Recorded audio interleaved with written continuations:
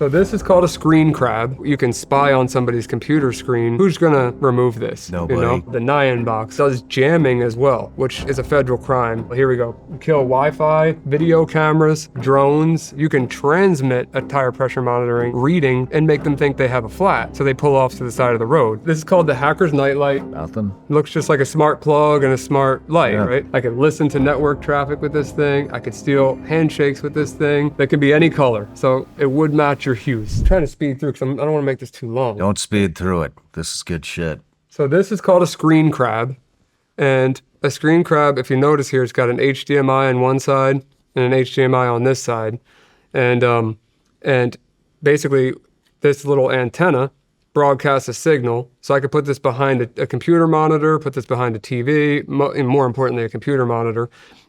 And then there's an SD card slot in here on this side right here. That stores a ridiculous amount of footage, like way more footage than you would imagine because it compresses the video. And this will be in line, so you can spy on somebody's computer screen. And they, you know, if you put IT use only, do not unplug, you know, like and put it on a Post-it note or something, stick this behind the computer. Who's gonna remove this? Nobody. You know, most people are just gonna ignore it. So I thought this was a cool little covert spy gadget that who's looking behind their monitor either, you know, like it's just a cool little gadget to have, especially when you're doing a physical pen test and you want to watch people go through their internal systems and see their internal communications. If you can get this thing in there, then you can stand outside their office and wirelessly watch it or store it to the SD card and then watch it later. So you can hook that up wirelessly? Yeah, that's what this is. So I could take the footage that's stored on the SD card and download it wirelessly. Gotcha. Or watch it wirelessly live. Wow. Yeah, I would have to be in range of it though. Gotcha. So that's the screen crab. And then this is called the land turtle. And the land turtle, the way I have mine configured at least, is the second I plug this into USB. So if I went into one of your offices and I plug this into one of their computers, it's going to immediately try to connect back to my server at my house and give me a connection like to this device. And then from this device, I can try to pivot from this device to your other devices on the network because this is a mini computer inside of here. So it's without going into, because it's nerdy stuff. Without going into the details, I can use this device to pivot onto other devices, to other ones, and then I could be a million miles away from you and still have access to this because it's connecting directly back to me. Shit. Yeah, and Hack5 makes, that's the name of the company. They gave me a bunch of cool stuff. That's where the guy you interviewed, Mike Rover, Yeah. he works with them with his OMG cable. No kidding. Yeah. And this, another guy gave as a gift, J-Lo Hacks, or J-Blow Hacks, he's got an interesting name. And another guy, J-Bo Hack, hold on, sorry, I got your name wrong, J-Bo. J-Bo Hacks and another guy created this, and ZR Kraken is their usernames. They created this thing called the Nyan box, which is 3D printed, but it is very capable. It does a lot of what this device did, like the dual ESP, but the Nyan box does Wi-Fi, Bluetooth, and then it does jamming as well, which jamming is a federal crime. Mm-hmm. So, but people can still do it. Doesn't mean people aren't going to commit that federal crime. So you could jam, which I'll show you here. I can choose, hold on, give me a second here. I'll get into the actual jammers. Yeah, I have WLAN jammer, meaning I can jam Wi-Fi networks.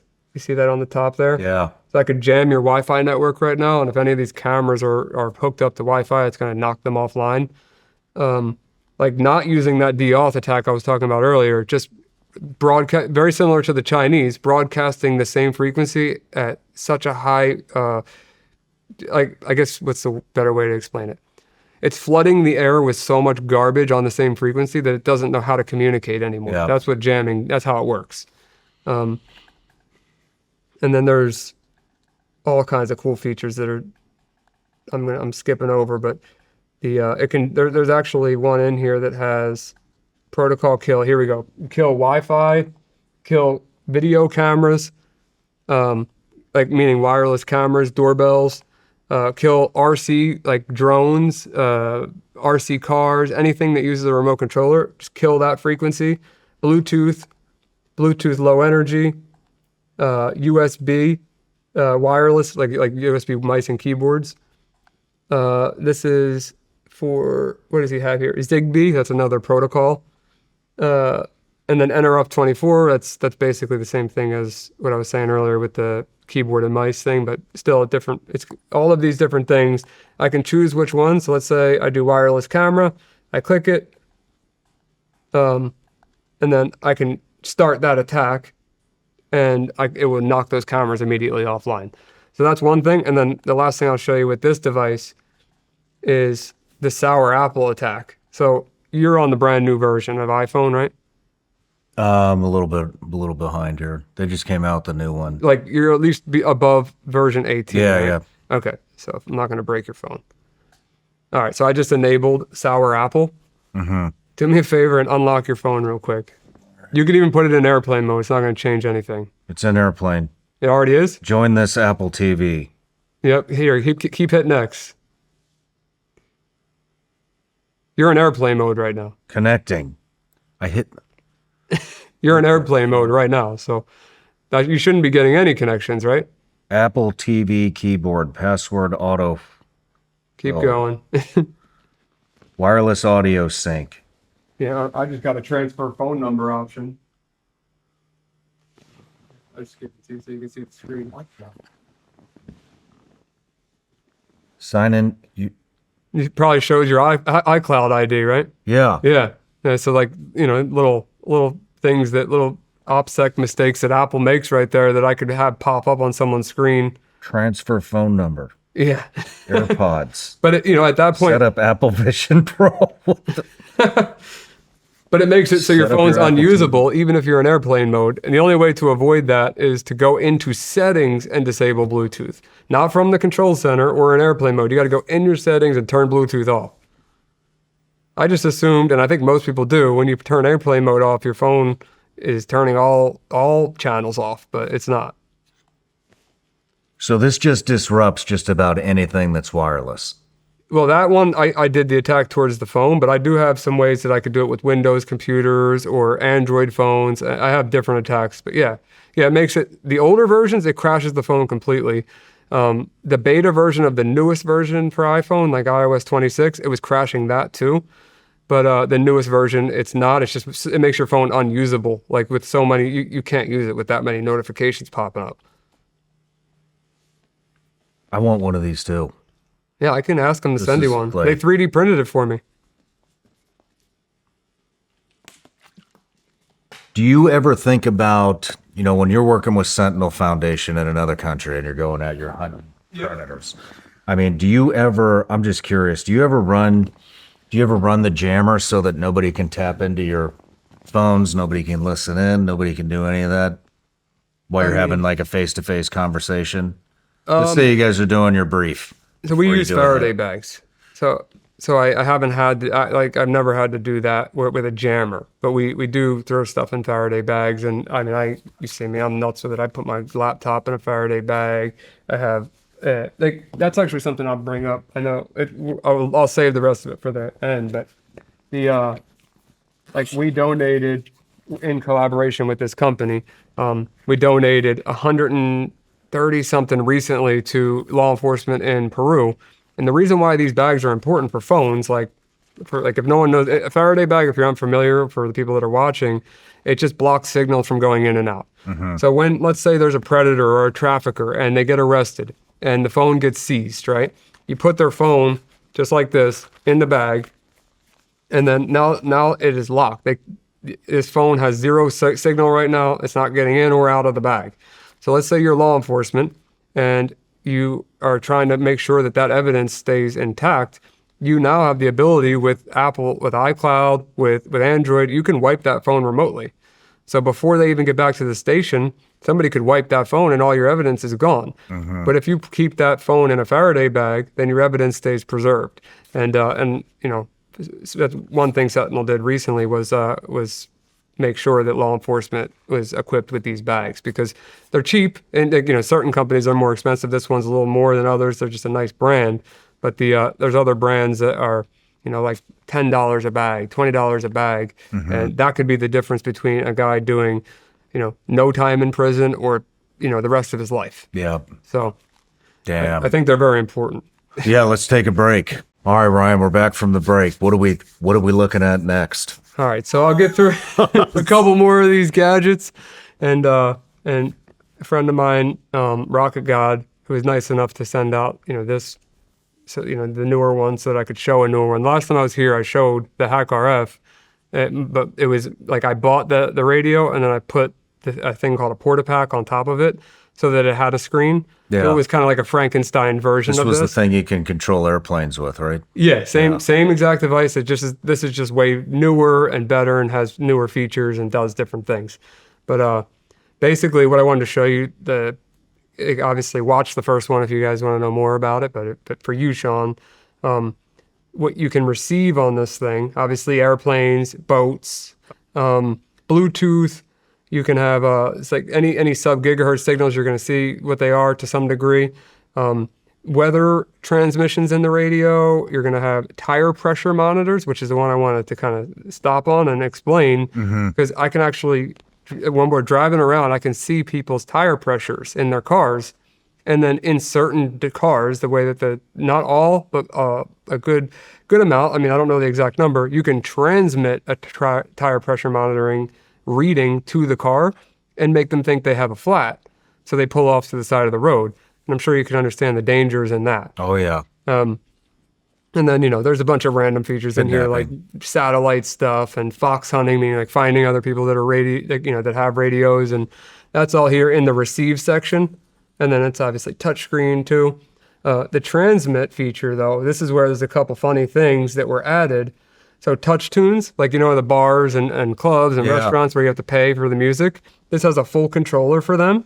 So I can turn them up, I can change the song, I can change the volume, I can turn them on, off, do all these things, which is unbelievable. Like it's a ton of fun when you're at a bar or something and some crappy song's on, you just skip it and some guy just paid for it.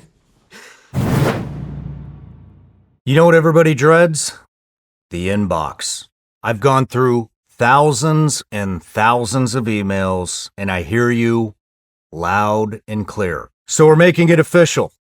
The Vigilance Elite store is fully stocked. We're dropping new gear more often. Some limited edition, some permanent staples. We've got hats, tees, and even Vigilance Elite tumblers. And yes, before you ask, I'm still booze-free. It's been 3.5 years. Relax. It's just water. If you were one of those emails, consider this your green light. Head over to ShawnRyanShow.com and stock up. You have the ability to Bluetooth spam, kind of what I did earlier on your phone. You have key fob. So another one, CVS spam is what it's called on here. But CVS, Walgreens, Lowe's, all those places that have the assistance bells, like when you're in an aisle and it'll say like click the button to get an attendant. All of those buttons have been captured by hackers out there. So if you're in, let's just say a CVS, and I click CVS spam, I have first aid department, aisle 11, film department, vitamin department, all of so many, like at least 100 different buttons. And then there's a chaos mode. You see that button down there? It says chaos. Yeah. So if I click chaos, all of them go off at the same time. So the intercom goes, ding, assistance needed in the dentistry department. Ding, assistant needed in the cosmetic. But the funny part is, we got to go to CVS tonight, and I got to hear this shit. This is hilarious. The part that sucks for the employees at the place is sometimes it's ringing bells that they don't even have. So they can't go to the aisle to turn it off. They got to go into the back and reset the system because they might not have a cosmetics department, but they need assistance in the cosmetic department. Nice. So that was something interesting. And then something I contributed to this was the gas station signs. And I made a video, and so did the guy who gave me this, where you could change the prices of the gas signs. It's on my TikTok. If you go all the way back, you'll see the gas gas, like the actual price, I was changing to like $7 a gallon, just by sending a radio frequency. And then as you know, we talked about before, how you could transmit radio to airplanes and cause some confusion, bare minimum, without getting into the danger side of things. So that's that in a Yeah, very man. quick snapshot. Does that come like that? No, You have to configure it. the Hack RF itself doesn't come with the firmware that's on this, but you can get the firmware, and if you know, like, if you're motivated enough, you'll figure it out. So yes, technically, kind of, but also no.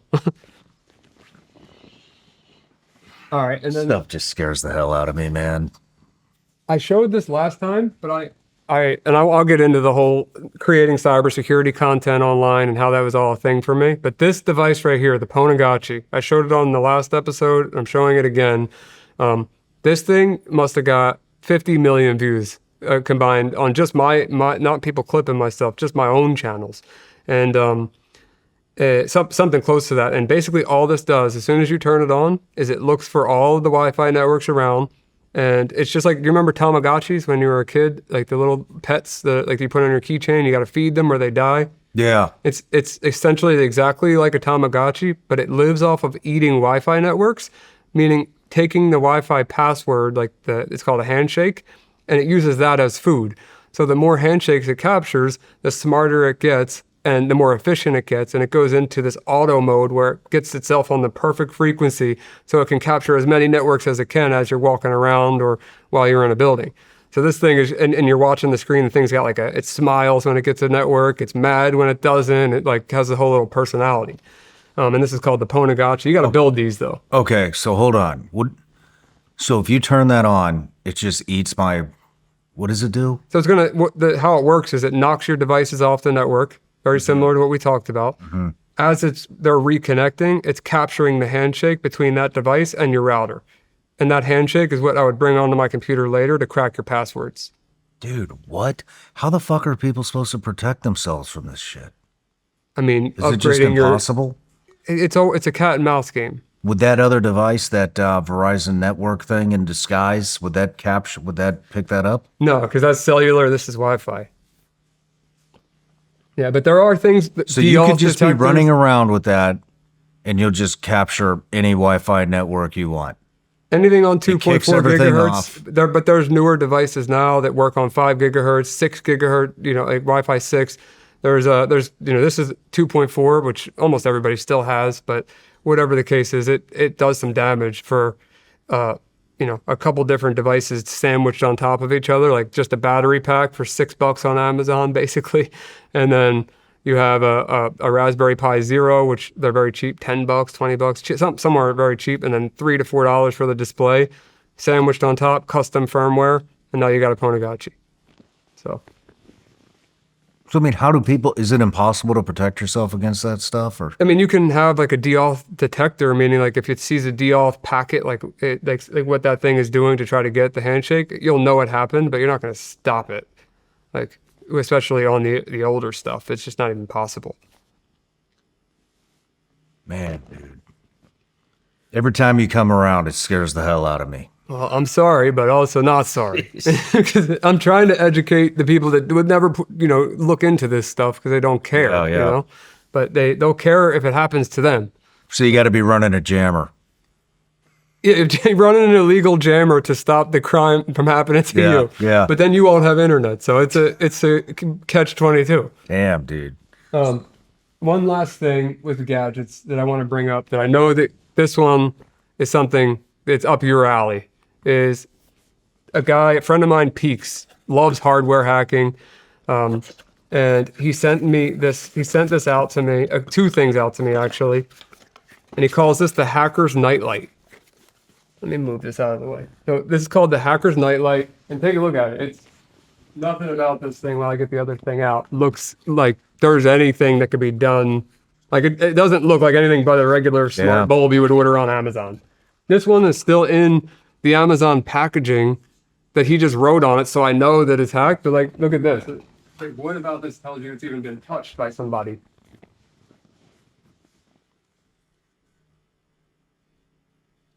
Nothing. Nothing. It looks just like a smart plug and a smart light, Yeah. right? I mean, we talked about the last time I was here how I had it was like it's called a Tinico. It was a vacuum mop that connected to a Chinese cloud server, and how they could potentially push a custom firmware update to the mop without you knowing that it was malicious to get on your network, or if a hacker infiltrated their servers, they could do that to any of your smart home devices. Well, here's an example of smart home devices that are already hacked, that already have custom software firmware on them, that the second they're powered on, they get full access to the Wi-Fi network in the air in your area. So I showed a video on my social media of that light bulb capturing a wireless camera that was transmitting data over HTTP, and which just means that I was able to watch the camera feed without even connecting to the Wi-Fi, without the password at all, just because that light bulb was in proximity of the camera. So I'll show you when I plug it in that thing will turn on like a light bulb, but it's going to broadcast its own network. And this is a kid's lamp. So let's say I'm in your office, right? I'm in your office. You leave me alone for a minute, and I swap out one of your bulbs for this. Mm-hmm. I don't know how often you're checking your light bulb, Shawn, but I can tell you this much: if the hue's off, I'm on it. So let me turn the bulb on. Yeah, Oh yeah, I would definitely notice that. that Doesn't right match up. you. That is not. But in the software, you can see you can change the color, so I can match the hue of your. Of course you can. Well, he planned for that. So while that's very bright, you can see the network here. It's called Nightlight. Yeah. So that bulb has its own network that's coming off of it. Sorry, you want me to be under the thing. So let me connect to the Nightlight.